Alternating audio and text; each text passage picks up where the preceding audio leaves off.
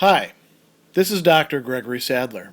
I'm a professor of philosophy and the president and founder of an educational consulting company called Reason.io, where we put philosophy into practice. I've studied and taught philosophy for over 20 years, and I find that many people run into difficulties reading classic philosophical texts.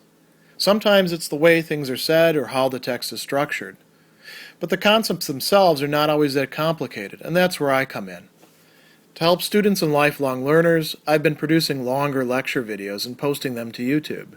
Many viewers say they find them useful. What you're currently watching is part of a new series of shorter videos, each of them focused on one core concept from an important philosophical text. I hope you find it useful as well.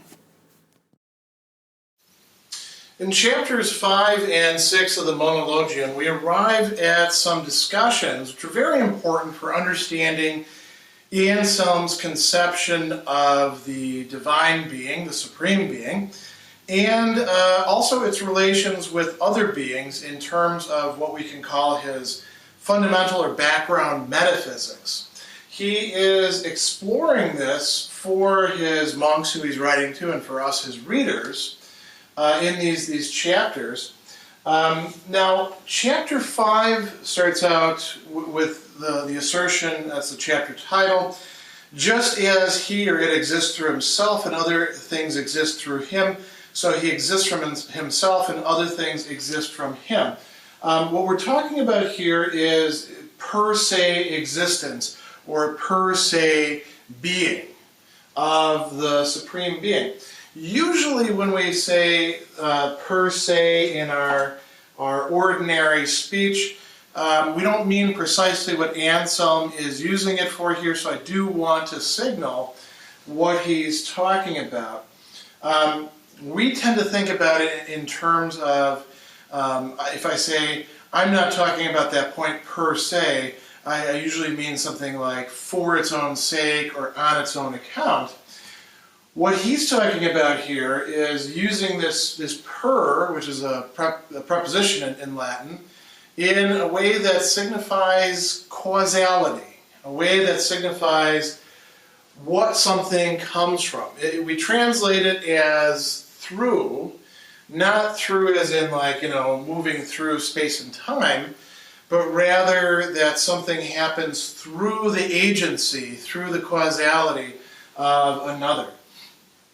And what he's going to tell us is that supreme being, the greatest good, the highest being, whatever we want to call it in this case, those are all fine ways to talk about it, exists or has its being per se, that is, through itself. It does not have its being through another. It does not exist because something else brought it into existence. We've seen this in the previous chapters. And it also has its being from itself, or ex se, literally out of itself. Now, this is, Anselm thinks, not only very important metaphysical language, but in a certain way it's also metaphorical language which has to be clarified a bit. All other things, as he says, exist through the supreme being. We saw this in the discussion of where beings get their being from in chapter 3, and also the goodness that they have in chapter 1.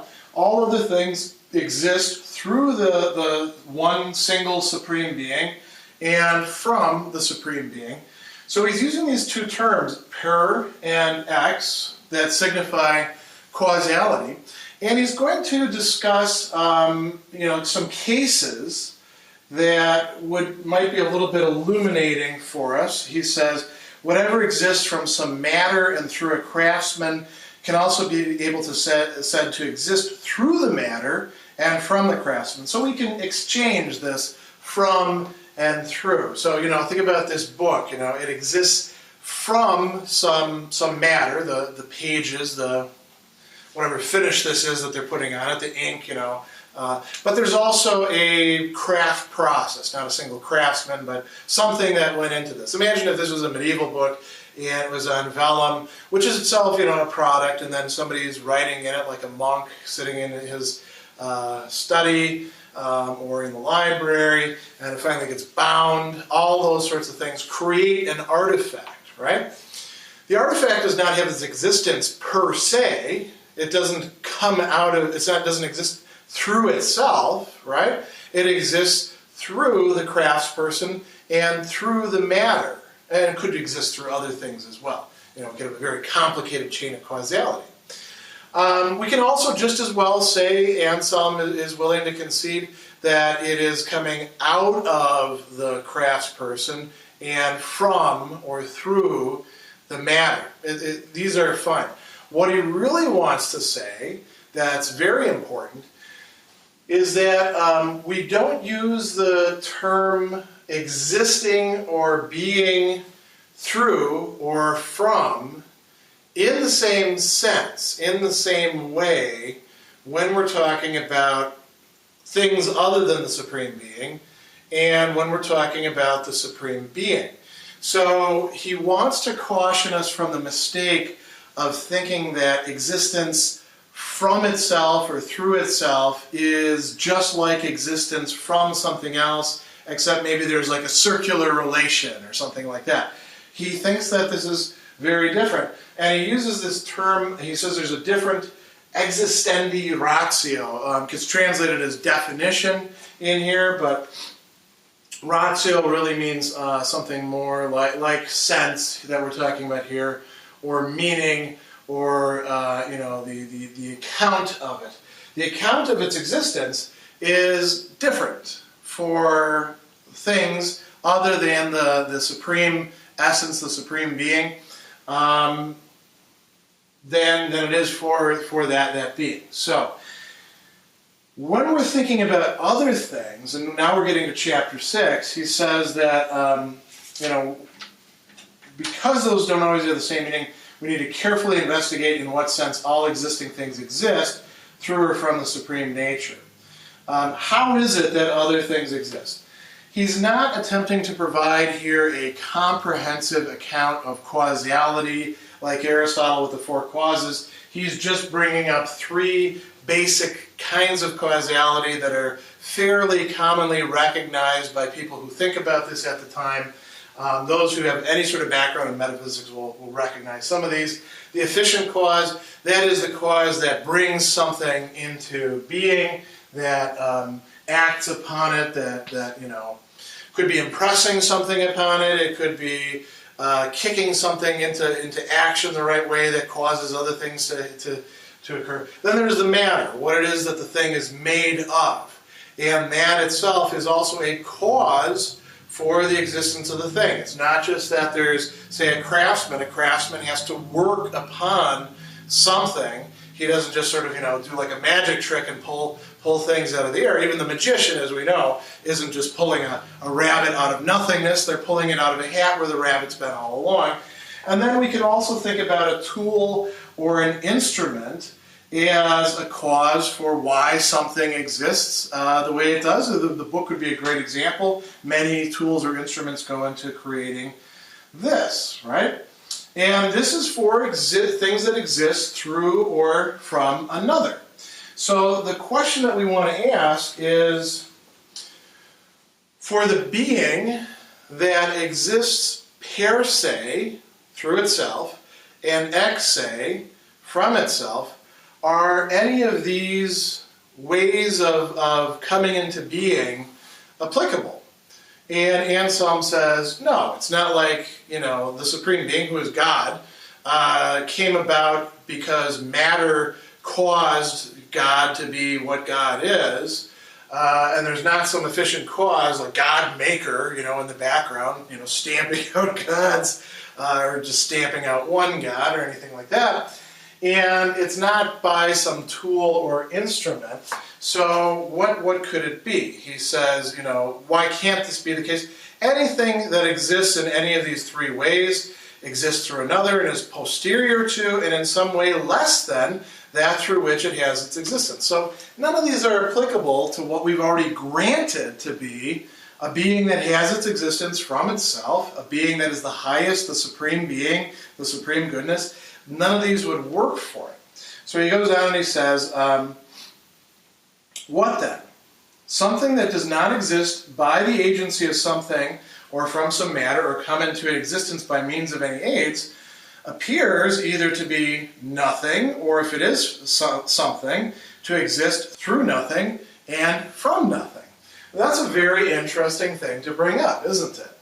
Anselm, by the way, as a little digression, has a lot of very, very interesting reflections upon the nature of nothingness that we're going to look at in other videos that can give later philosophers who make a great deal out of nothingness a real run for their money metaphysically.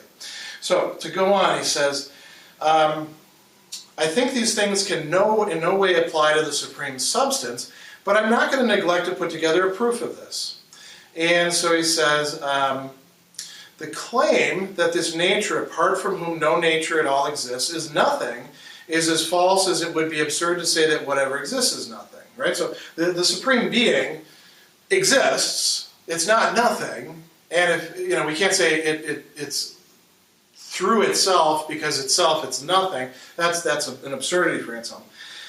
Anselm says he does not exist through nothing, since there's no intelligible sense in which what is something exists through nothing. What is he saying there? This is a little bit tricky to wrap your head around at first. It's not just that things can't spontaneously appear. That's true as well. Nothing cannot be the cause for anything. There's nothing that can come out of nothing. So if you've got a something, you couldn't have started with just nothing, or you're not going to have anything. It's a little bit complicated to follow, I suppose. So Anselm then says, if in some sense he exists from nothing, right? So he's conceding, we could say that the Supreme Being exists from nothing, but how would we mean that? We would mean that to say that he exists from nothing other than itself, and if we want to cut to the chase, we don't have to have the word nothing in there. We can just say, he does indeed exist, or it does exist. We're using he here, because Anselm's vocabulary is masculine at this point. It exists from itself. And then he considers several different ways to parse this out. If we say that the Supreme Being came to exist from nothing through some other nature, it's not supreme. We can't have that. If this nature is something either through nothing or from nothing, then it's not through itself or from itself, whatever it is, and that would be a problem as well. So what we've got here is, if we want to take seriously this notion of having being through itself, we don't get any other options for explaining how this comes about. It's not through some sort of other efficient cause or a matter or some instrumentality or aid. It's not through nothing. It's not even through some other something. And so this is a point that is difficult to wrap our heads around. Anselm knows that, and he tries to give us an interesting analogy here in explaining what's going on. And you notice I've got these Latin terms here: lux, lucere, lucens, essentia, esse, and ens. Lux is a noun. Essentia is also a noun. Lucere is coming from a verb. I don't want anyone getting all worked up to and saying it should be lucere or anything. I do classical Latin more than medieval Latin. Esse is the verb to be. Lucens is the participle, the thing that has that characteristic, that is doing that verb of lucere. Ens is the same thing for esse. Exist, to be, existing.